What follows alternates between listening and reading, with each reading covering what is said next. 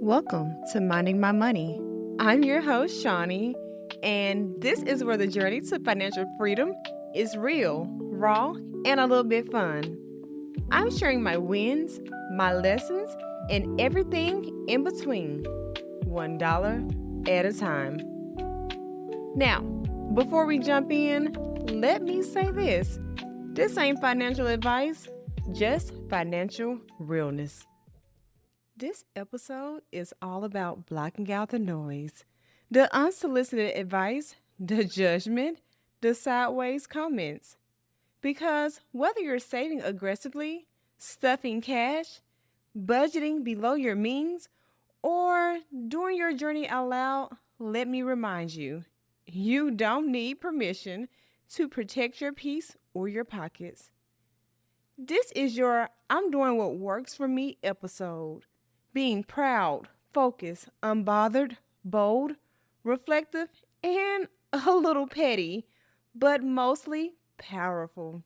Let's talk about the time someone told me I was procrastinating on purchasing my first home. And the kicker, this came from someone who had been married for over a decade, had a whole family, and had never bought a home themselves. And they were trying to tell me what I was doing wrong. Meanwhile, my financial situation was actually better than theirs. I was just learning, still stacking, still getting myself together. And that's the trick. If you let other people's input get in your head, you'll let them pull you 2 steps backwards. Irony? The same person came asking me for advice once they wanted to purchase their home. Now, let me walk you through that part of my journey. So, I had moved back in with my mom and my stepdad. I was so determined to buy a home. I didn't know how yet. I just knew I had to figure it out. I was watching credit repair videos, learning how to pay off debt, stacking my savings, and attending free classes at Operation Hope. I was locked in. I had military mindset. And just when I was finally gaining momentum, boom, I was in a car wreck. Car totaled. And that meant my credit had to take a hit because I was losing credit off of my report. I had to focus on getting a new car, and I had to wait 6 whole months before I could apply for a mortgage in the hopes of re-raising my credit. And that's the moment when Miss Ma'am decided to tell me, you're procrastinating. If you really want to buy a house, you'll have one by now. Remind you, I was just in a wreck. I was like, ma'am, you're renting, I'm building. You're loud, I'm disciplined. And there's nothing to say about somebody that's renting. No, nothing against anybody that's renting. But for me, with that person, stop telling me what to do with my life is how I felt in that moment. And that's when I realized something important. People will always question what they don't understand. Good thing I had my own mind, because if I had rushed to prove anything to anybody, I might not be sitting in the house I'm in today. And here's the part that still makes me laugh. I never asked for anyone's opinion in the first place. This episode is for that moment when people question your moves, but deep down, you know they're working for you. You ever tell yourself, nah, I can't go out, I'm saving, and they hit you with the, girl, it's just $10. Well, that just $10 mentality is why folks stay stuck. People will guilt trip you for being disciplined because they're uncomfortable with accountability. They'll call it cheap when it's really choice. Boundaries don't mean broke. Boundaries mean clarity. And when you start telling people no, they will start calling you different. And guess what? That's fine. Your difference is working. Because my bills are on auto pay, my credit is climbing, and my goals are still goaling. You can't tell me nothing, as Kanye would say. It's funny how people always have something to say, especially when they think you're struggling. Sometimes seeing you stumble distracts them from their own downfall.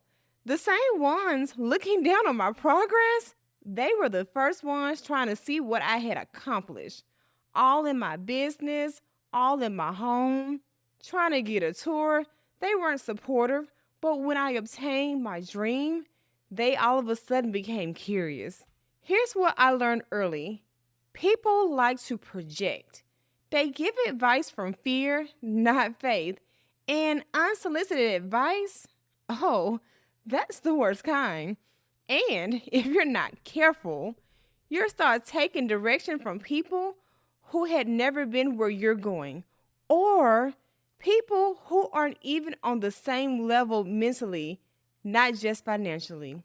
So now, I don't explain my process to people who haven't earned the right to understand it. I don't need validation and I don't need applause. If they happen to see the results, cool. If they don't, even better. Because the only person I'm proving anything to is me. You see, for years, I second guessed everything. I craved approval from family, from friends, and relationships. I wanted acceptance even when it cost me my peace. I would dim my light to make others comfortable, especially in dating. I used to date down. My accomplishments would be thrown in my face, so I would shrink myself, pretend I wasn't doing as well, trying to soften who I was so everyone else wouldn't feel insecure. And I stopped sharing my wins because it made people quiet. And honestly, I still don't even have my degrees hung up on my wall because I've heard you think you're better than people more times than I can count.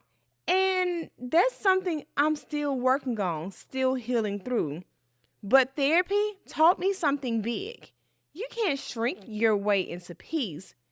Now I trust my pace, my plan, and my power. I may move different, but I move with purpose. And I'm not dimming anything for anyone ever again. When I started posting my cash stuffing videos this year, the funny part is nobody really said anything negative like I assumed because I waited so long to start my YouTube page. I was the one talking myself out of it. For years, I wanted to share my financial journey on YouTube. I just didn't know what it would look like, and I was scared of failing, scared of being judged, scared of starting. I had chickened out 3 whole years, and my boyfriend was the one who finally said, "You gotta start this." And this year, I did. You see, for me, cash stuffing isn't attention, it's accountability. It keeps me focused, mindful, and intentional. And honestly, I wish I had started sooner because the peace it brings is chef's kiss. I'm not cash stuffing to impress anybody. I'm cash stuffing to stay in control of my money journey and inspire others. That's it, and that's all. No side eyes, no opinions, no judgment ever stopped me. Fear did, but not anymore. We happen to live in a world that will clap for a flex but criticize a focus. Post a new car, everybody's cheering. Post a savings goal, suddenly you're doing too much. But here's what I learned: discipline exposes people because your consistency pokes at the places they avoid. Your effort makes them uncomfortable. So when someone says you're doing too much, what that really means is you're doing what I'm not willing to do. And honestly, that's not my business. There was a time when I wanted to look like I had it together. And now I actually do.